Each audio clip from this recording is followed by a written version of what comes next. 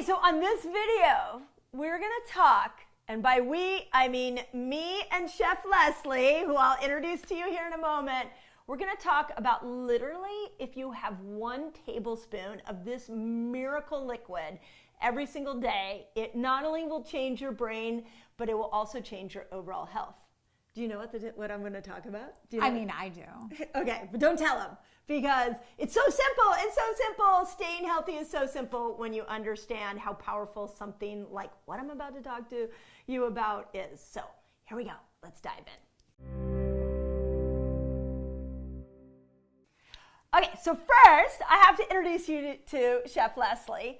So the reason I have her here is that she was one of the chefs that I hired, asked, begged. What else? I would have given you my firstborn if that had been on the table to do recipes for Eat Like a Girl.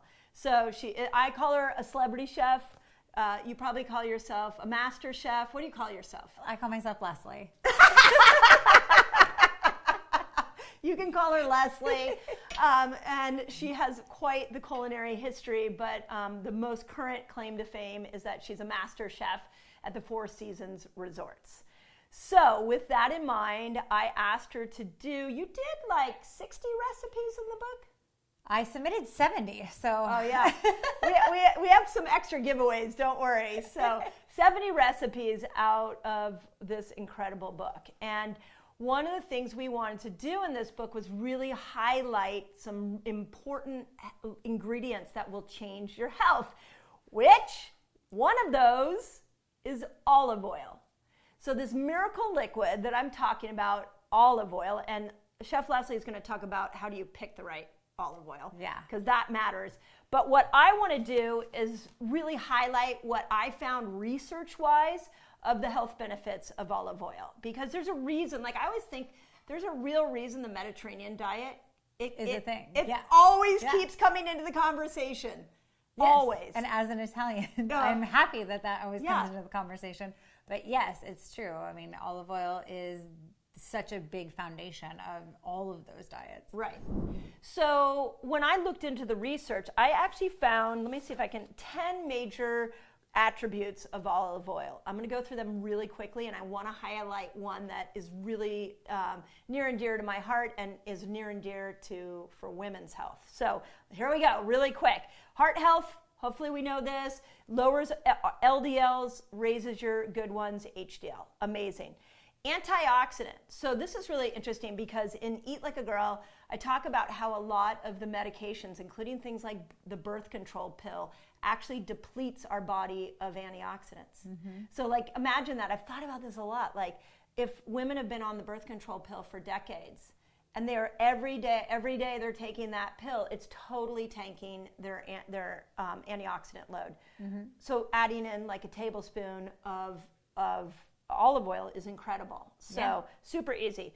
Anti-inflammatory, so this is why it helps the brain so much, is because it brings inflammation down. So my menopausal women who have brain fog, please, a tablespoon of olive oil every single day is going to help bring that brain fog down. My postmenopausal women that might be dealing with dementia or Alzheimer's, it's olive oil is neuroprotective. So I mean the list is, I could have probably spent like 4 hours on a video teaching you. The next one was cancer prevention, and specifically breast cancer. Mm-hmm. Okay, this one was totally tripped me out because what they did, unfortunately, it was done on mice, and they injected the mice with what they call breast cancer stem cells, meaning that they knew that would go in and replicate into tumors. And then they gave the mice olive oil. 20% of the mice that were injected with this breast cancer stem cell and took olive oil didn't create no tumors at all. None. Incredible. So like they literally injected them with cancer and the mice had olive oil and 20% didn't form a tumor, which is amazing. So it was preventative. It was totally preventative. And then 80%, the other 80% had a 15 times smaller tumor than they typically see in breast cancer growth. Incredible. So prevention, if you want to prevent breast cancer, a tablespoon of olive oil every day. But then it goes on to brain health, weight management, We've got diabetes management, and largely I believe it's because olive oil can stabilize your blood sugar. So we're going to talk about a really awesome recipe that Chef Lesley made in the book, has olive oil in it, but then I also want to hear about some of the other places you've used olive oil. Because I use it in the kitchen and out of the kitchen. Yeah. Okay, we're going to talk about that too. Yes. Okay, but here's what's interesting is when you get a high quality olive oil, you literally could put it in isn't there something called an olive oil cake? Yes, I make olive oil cake. It's delicious. There's not one in the book, but maybe we do a special. Yeah, we should do a special. Put it if you want a Chef Lesley recipe for olive oil cake. Put it in the comments, and we'll get one up. Yeah, we'll see what we can do. But you're talking about olive oil, and you're talking about high quality olive oil. Right. Now, it's important to know what that means and what that is. It's not necessarily just an expensive olive oil. Right. It is. There's a couple factors that you really want to look at when you're choosing an olive oil. You want to look for the region. If it doesn't have a region on it, put it down immediately. But most specifically, the best olive oil that you can get is a singular farm olive oil. Okay. Because if you get a European olive oil, that's coming from anywhere in Europe, and they're taking all the leftover olive oils from all of the places, putting them into one giant vat and making an olive oil out of it. So you really could be getting anything in that bottle, and you don't know. But if you look for singular farm olive oil, then you know that you're getting that. Now, what's the difference between extra virgin olive oil and olive oil? Yeah, that's a great question. That's also a really important one. And all of the nutrients that you're going to really, really want from that olive oil are in extra virgin olive oil. Okay. That means that it's the first press. So they take all of those olives, they put it in a big press, and they press it. And that first olive oil that comes out is the extra virgin. Okay. And then they press it again. And then that olive oil, that is just olive oil. Okay. And so, but all the good stuff is in that very first press. All and so you want to look for that as well. Okay. So, which leads me to the next thing, which is, and this is why extra virgin olive oil would be so important, is that it's high in polyphenols. And those of you that have read Fast Like a Girl, or if you're diving into Eat Like a Girl, I talk a lot about what I call the 3 Ps, which are probiotic, prebiotic, and polyphenol foods. And the reason they're so important is they feed your microbiome. So we were talking just recently about the damage that birth control pills do. Yeah. And women are on them for decades and decades. And one of the biggest damages is they change the whole microbiome so that you're not absorbing and pulling out nutrients out of your food. Of your food, exactly. So you add in a tablespoon of olive oil every single day, and now you're bringing the health, because it's so rich in polyphenols, you're bringing the health of your microbiome back, which is crazy and then you get all the benefits of all the healthy food that you're eating. That's it's not just going straight to you. And like think about this. I'm sure some of you this has crossed your mind of you hear a video like this, you're like olive oil, and then you go to the market and maybe you get a highly processed olive oil that doesn't have all those benefits, and you're eating them every day and thinking that it's doing you something good when you didn't realize that the quality really matters. So the tips Chef Lesley gave is really important, really important.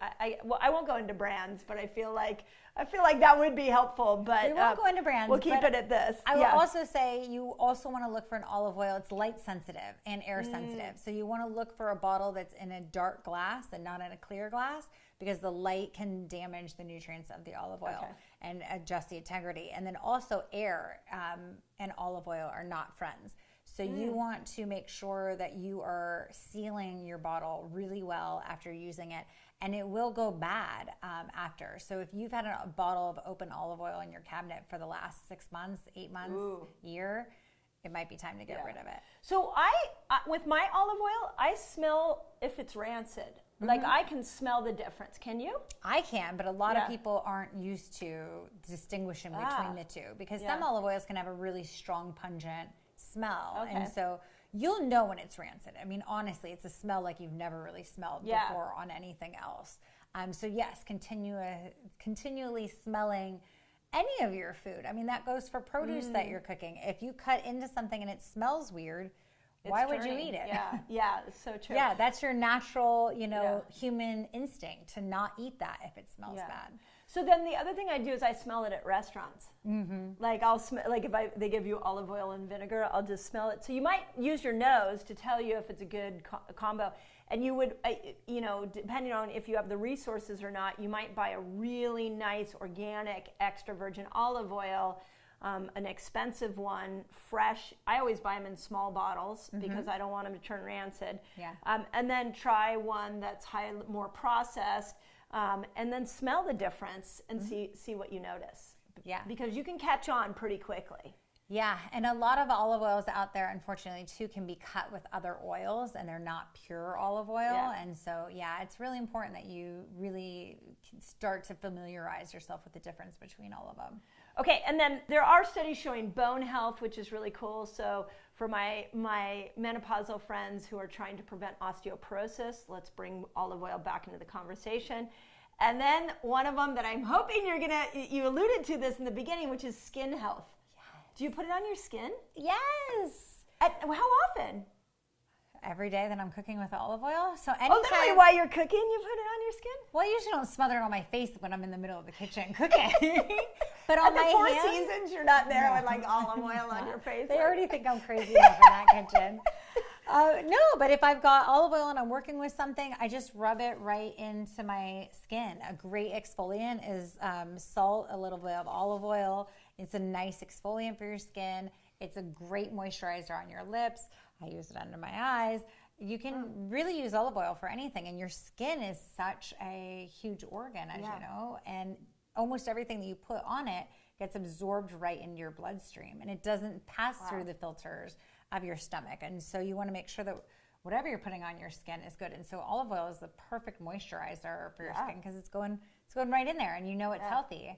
Wow. Okay, I haven't done that yet.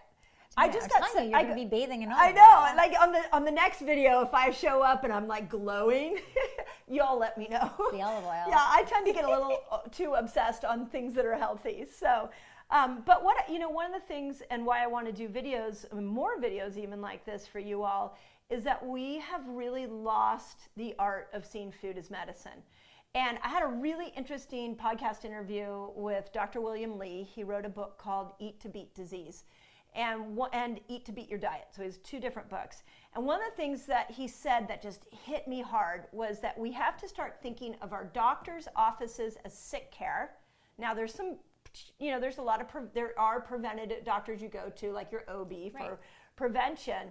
But if we look at the doctor's office as where we go for sick care, and we look at our home as where we go for health care. I love that. It was like such a simple idea. So, put in the comments, like when you look at your pantry, when you look at your refrigerator, like, do you see medicine in there, or do you just see things that are going to satisfy your taste buds?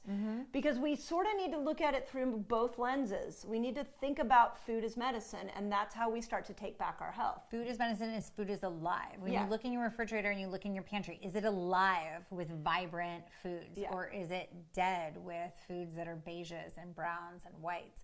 You want there to be color in your life, and you want there to be color in your diet. Yeah. So that leads me to this incredible salad that Chef Lesley made. It is a recipe in Eat Like a Girl. You can order Eat Like a Girl now. We'll leave links for that. But something that I personally have learned as a 54-year-old woman who has just gone through perimenopause and in my postmenopausal years is that I do better when I have at least 1 salad a day. Most people do. Yeah, and it's so funny because once I started committing to that, I was like a salad a day, a salad with every meal. It was like I could really feel a change in my hormones. And now I'm excited to start to add olive oil to that salad because salad dressings are toxic. They are toxic. And salad dressings are one of the easiest things that you can make at home. There's a ton of salad dressing recipes in the book. So if you don't know where to start, they're all in there. But it's super simple. It takes no time at all. And the health benefits of making your own salad dressing are like off the charts. Yeah, and it saves you money. It saves you money. It saves you time. It saves your health. Yeah. I mean, what other reason do you need to make your own salad dressing? Yeah, exactly. But this one is just full of vibrance and life, and green is the theme of this one. And I love crunchy in my salads. And so Yeah, me I always too. put a lot of nuts in. And Brazil nuts have so many health benefits. We've got pepita, which are pumpkin seeds, sunflower seeds, fresh herbs. Okay, so from a hormonal level, this is hormonal medicine, and let me tell you why. Brazil nuts, high in selenium, helps the thyroid. You need like as little as 6 a day. You need as little as 1 a day. Oh, maybe it's even less than that. But you do not need much. Like they're literally packed with selenium. Okay, my baby's coming to you. Eat like a girl. You want to know the foods that will support hormones? Guess what? I have them for you already. It's a free giveaway. Just click the link above and I'll send you a list of all the foods that support amazing hormonal health. So those of you that are walking around and going like, why is my metabolism so slow? Or 50% of women going through menopause end up with a hypothyroid situation. Like, let's bring food back as a way of bringing the thyroid health back. Yes. So I love that. Okay, then we go to pepitas, which you said are pumpkin seeds. Yes. Okay, the interesting thing about pumpkin seeds is they're incredible for both estrogen and progesterone production and estrogen and progesterone balance, which is incredible. And very high in protein. Oh, they're the pumpkin seeds are highest in protein, or one of the higher ones. Yes. What's the highest seed? Do we know? That's an excellent question.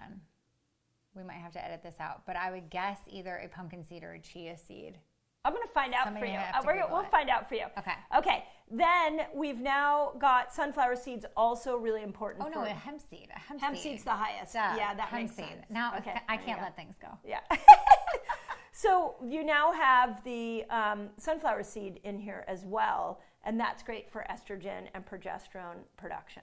So when we literally look at like a dish like this, like I see hormonal medicine because we've now added the nuts and seeds. We've got the fiber. In the book, she gives you the option. I thought this was interesting. You gave the option of kale or spinach. Yeah. And so when we were getting ready for this video, I was like, well, why don't we do both? Yeah. Because people might like it different. I like both, but some people have a harder time digesting kale and breaking it down. If you're newer to your health journey, you might not have all of the good bugs in your tummy yet to really break down raw kale. And so I recommend that you either massage it or which means that you put some olive oil and a tiny sprinkling of salt on your raw kale, and you actually massage it to help break down those fibers so that when you digest for it. your food. True love. True love when you start massaging your kale. Can you tell I'm single? I'm massaging my kale. You're getting some oxytocin from your kale. If you don't have time to massage your kale. If you were worried about breaking down kale, spinach is very easily digestible, delicious, super, Kale's high super. maintenance. That's what I hear. Yeah, I know. It's like the high maintenance I like vegetable. them high maintenance. So good. Okay, so and then dill, you threw in dill, which one of my rules for the microbiome is eat things you don't normally eat. Yeah. And I don't eat dill a lot. Really? I loved it. I should probably use it more. Why did you add dill in this recipe? Because it's good. Yeah. Because I have components that I like in all my salads. One is something crunchy, one is something creamy, and one is lots of fresh herbs. Yeah. I like the herbaceous, giant, big punches of flavor that you get from fresh herbs. And dill is such a light and fresh one. It really balances well with all of the nuts and the spinach and the fatty avocado. Yeah. Okay, so and then the avocado. I actually don't think there's anything bad to say about avocado. No. It's like nature's perfect food. Yeah. It has not only rich in nutrients, but it's got so much good fat in it. Mm-hmm. It's great for fasters. I always tell people put an avocado in, and if you drizzle this with olive oil, make this your breakfast meal. Because so many of you who go back into your eating window, you find that you like boomerang. I talk about the boomerang effect in the new book. And so there's ways to stop that so that you make that eating window food as medicine as well. Mm-hmm. So I realize I probably should have given you a fork. I only brought out a fork for me. It's okay. I figured you already knew what it tasted like. I know what it tastes like. Enjoy. I want you to enjoy. And if you want to bump your protein on this, you can absolutely add some baked tofu. Yeah. There's already a lot of nuts in the seeds and the nuts. Or sorry, there's already a lot of protein in the seeds and the nuts that are in there. Mm-hmm. But just in case you want more for your break of the fast. Okay, good. So What's interesting, if you don't put a heavy salad dressing on there, is you can actually taste the ingredients. Isn't that all the wild? ingredients. When we stop masking our food with heavy salts and sugars and processed really foods good. and seed oils, you can taste all the ingredients. Yeah, it's really good. That is really hormonal medicine.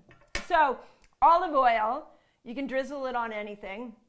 And it's not one of those things, just because it's been around for a while doesn't mean that we need to ignore it. It deserves a place at the food as medicine table. And that's why I think like the Mediterranean diet's just been around forever. Yeah. And it continues to be that diet. Like I interview so many health experts on my podcast, and I don't think one of them would be like, Mediterranean diet, that's horrible. Well, they shouldn't be on your podcast if they're saying that. Probably. So anyway, so this is in the new book. What's the name of this recipe? Just so This is the avocado Brazil nut salad. Brazil nut salad. And those of you who've been following Fast Like a Girl, I really separated these recipes out between hormone feasting and ketobiotic.